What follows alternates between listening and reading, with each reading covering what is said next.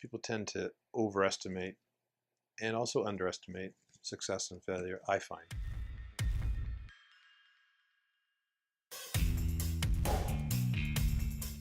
So cannabis is going to be legal in Canada October 17th, apparently.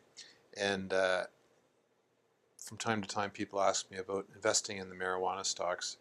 And at an early stage, we were an investor in certain of the medical marijuana companies that, that are about to become recreational marijuana companies. There were opportunities we saw early on, and but more lately, given the valuations attached to the companies and the kind of overall euphoria, we've been more likely to be short sellers. We've made a bit of money on the short side. Currently, we have no positions whatsoever.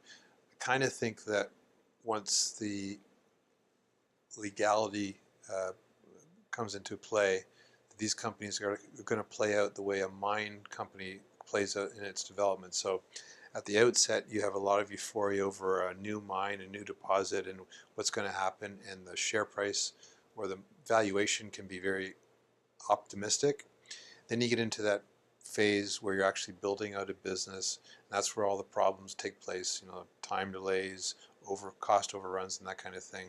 And that's where you see it, often you see a dip in that optimistic valuation, and then ultimately the mine becomes a cash generating entity and it gets valued in a traditional way based on traditional kind of cash flow metrics. Kind of think that that's the way this cannabis industry is going to go.